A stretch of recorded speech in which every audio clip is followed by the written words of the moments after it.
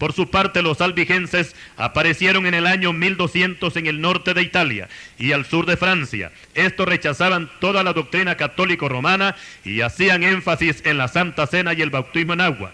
A estos también el Vaticano les hizo la guerra y fueron arrasados en 1229, siguiendo el mismo método de Inocencio III, aunque este papa para ese tiempo ya había muerto en 1216. Ahora mencionaremos a Juan Wycliffe, que se puede mencionar como el primero de los reformadores, teólogo inglés que también defendió los intereses de la corona británica de las pretensiones del poder eclesiástico romano. Trató de salvar a Inglaterra de la tiranía papal y escribió varios tratados en defensa de la verdadera fe en Cristo Jesús y tradujo la Biblia al idioma inglés. Después de la muerte de Wycliffe, años más tarde, el 16 de julio de 1410, se reunieron un grupo de líderes católicos con autorización del Papa Alejandro V y formaron una enorme hoguera donde quemaron más de 200 obras muy valiosas de Wycliffe con el fin de erradicar la reforma. Y mientras el fuego consumía esos valiosos escritos, ordenaron que se tocaran las campanas y los líderes junto al pueblo católico cantaban el Te Deum Laudamus. Esto es una frase latina que en español quiere decir, oh Dios, te alabamos. Juan Wycliffe nació en 1324 y murió en 1384 a los 60 años de edad.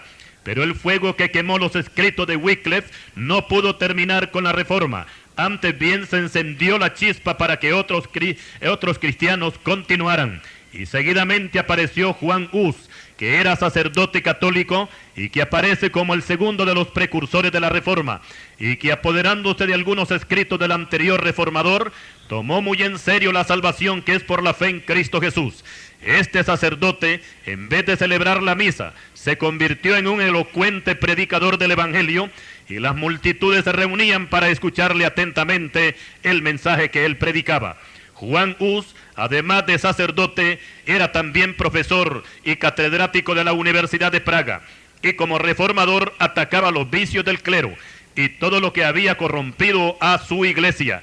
Condenaba la venta de las indulgencias, rechazaba la idolatría del purgatorio, la adoración de las imágenes y colocaba las escrituras por encima de los dogmas de los papas. Por estas declaraciones y por la predicación del Evangelio fue excomulgado y declarado hereje por el Papa. Y por tratarse de un hombre muy inteligente y sabio, el clero romano quiso hacerlo volver, para lo cual tenía que retractarse de todas sus afirmaciones. Y al no conseguirlo, se le decretó la pena de muerte. A Juan Hus se le brindó una oportunidad de salvar su vida, y fue citado al concilio de Constanza en el año de 1414, donde se dieron cita los más altos dignatarios eclesiásticos de Europa.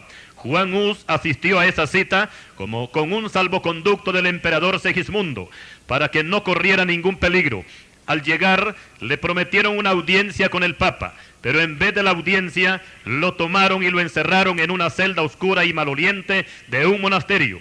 Cuando lo sacaban a los interrogatorios, iba atado de pies y manos con cadenas. Le limitaron el alimento y aunque sus seguidores le visitaban para animarle, y él pasaba lo más del tiempo orando y escribiendo. Y así pasó el tiempo y hasta que se convocó a una nueva reunión. Y aquí fue donde Juan Hus fue sentenciado a muerte por el delito de hereje y por haberse rebelado contra el clero romano. El día de su ejecución fue despojado de su hábito sacerdotal y lo injuriaron de muchas maneras. Y entre otras frases le decían: maldito Judas, que abandonaste a la verdadera religión. Ahora entregamos tu alma al diablo. Por su parte, Juan Hus también abrió su boca y dijo, a manera de una oración: Señor, estos encomiendan mi alma al diablo, pero yo la encomiendo en tus manos, Señor Jesucristo, porque tú la redimiste con tu sangre preciosa, muriendo en la cruz por mis pecados. Después, los sacerdotes le pusieron una mitra de papel en su cabeza, llena de figuras de demonios, y también con una inscripción que decía hereje.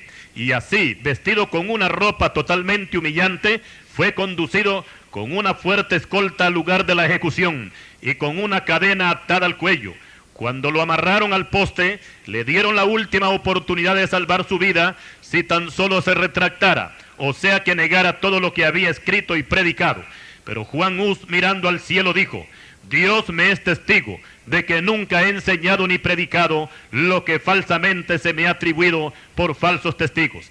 Con mi predicación, mis enseñanzas y mis escritos he deseado solamente una cosa, y es la conversión de los hombres al Evangelio para que sean salvos. Y en esta verdad del Evangelio que he enseñado y predicado quiero morir, pues estar con Cristo es muchísimo mejor. Además, si yo me retractara, ¿con qué cara me presentaría en el cielo? ¿Cómo me mirarían las multitudes de hombres y mujeres a quienes yo les he predicado el Evangelio puro? Y así, vencidos por la intrépida firmeza de Juan Hus, sus verdugos prendieron fuego a la leña, y mientras estaba atado al poste y las llamas subían, Juan Hus alzó sus ojos al cielo y dijo: Cristo, Hijo del Dios vivo, ten misericordia de mí. Tú llevaste por mí una corona de espinas. Hoy estos me han colocado a mí una de papel en mi cabeza. Perdóname y ten misericordia de mí. Y mientras las llamas consumían aquel cuerpo, y mientras los sacerdotes lo maldecían, él cantaba alabanzas al Señor, y así entregó el Espíritu. Juan Hus, el gran valiente reformador, entregó su vida por Cristo y por el Evangelio el día 6 de julio de 1415. A la verdad, Juan Hus murió en la hoguera. Sus enemigos lanzaron sus cenizas al río, pero lo que no pudieron fue apagar el eco de sus palabras, porque la reforma no terminó con la muerte de este valiente reformador, antes bien cobró más fuerza, y otros siguieron en esa dura tarea. Cristo dijo: porque todo el que quiera salvar su vida, la perderá, y todo el que pierda su vida por causa de mí, la hallará. Mateo capítulo 16, versículo 25. Sé fiel hasta la muerte, y yo te daré la corona de la vida, dice Apocalipsis capítulo 2, versículo 10. Ahora mencionaremos a Jerónimo de Savonarola, que nació en Italia el 14 de septiembre de 1452, un año después del nacimiento de la que más tarde sería conocida como Isabel la Católica, reina de España. Savonarola ha sido considerado como uno de los más grandes precursores de la Reforma protestante, ya que se atrevió a señalar la corrupción que reinaba en el seno de la Iglesia romana. Y por causa de esta corrupción y por la persecución implacable en contra de los verdaderos siervos de Cristo, Savonarola dio el siguiente discurso: la tierra hierve con el derramamiento de sangre, sin embargo los sacerdotes no tienen conocimiento. Por su ejemplo perverso, traen sobre todos la muerte espiritual y se apartan de Dios. Su piedad consiste en pasar las noches con meretrices, y dicen que Dios no tiene cuidado del mundo. Presta atención, oh iglesia disoluta. Yo te di vestimentas hermosas, pero de ellas tú hiciste ídolos. Dedicaste los vasos sagrados a la vanagloria y los sacramentos a la simonía. Te volviste meretriz desvergonzada. Eres inferior a una bestia, monstruo de abominaciones. ¿Y qué hace una meretriz? Vender sus favores. Y el que tiene oro es bienvenido, pero el que procura hacer el bien es expulsado. Y así, oh iglesia ramera, expusiste ante el mundo entero tu maldad. Tu mal olor sube hasta el cielo. Multiplicaste tus fornicaciones en Italia, en Francia, en España y por todas las demás naciones. Esto es parte del discurso de Savonarola, que por cierto levantó reacciones de parte del clero romano. Pero por otra parte, la influencia de sus palabras hizo despertar a muchos a la verdad de la palabra de Dios. Sin embargo, las candentes palabras de este valiente predicador, que para muchos eran comparadas a las amonestaciones que daban los profetas antiguos, no lograron sensibilizar la conciencia adormecida del Papa, de sus cardenales y también de sus sacerdotes, sino que por el contrario lo excomulgaron, lo amenazaron y lo persiguieron. Y por fin en el año de 1498, por orden directa de Alejandro VI, uno de los papas más viles que se ha sentado en el trono del Vaticano, Savonarola fue sentenciado a la muerte por ahorcamiento. Después de ser ahorcado, el Papa ordenó que su cuerpo fuera quemado en la plaza pública, y de esta manera silenciaron la voz de uno de los más valientes reformadores de la Edad Media.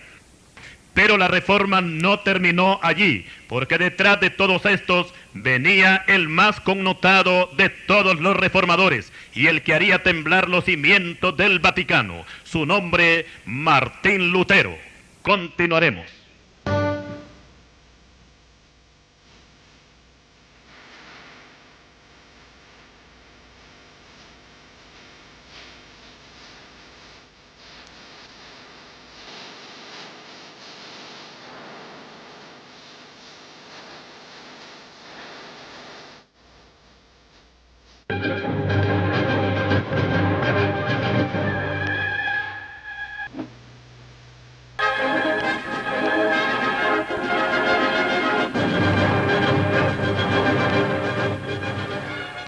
Y siguiendo con el tema sobre la historia de la Iglesia, y habiendo mencionado anteriormente a los precursores de la Reforma protestante, dedicaremos un espacio al más connotado de todos los reformadores, y se trata de Martín Lutero, que nació un 10 de noviembre de 1483 en Eisleben, un pequeño poblado de Alemania, hijo de Juan Lutero y Margarita Ziegler. Fue educado en el temor de Dios, y la ambición de sus padres era que llegara a ser un buen abogado.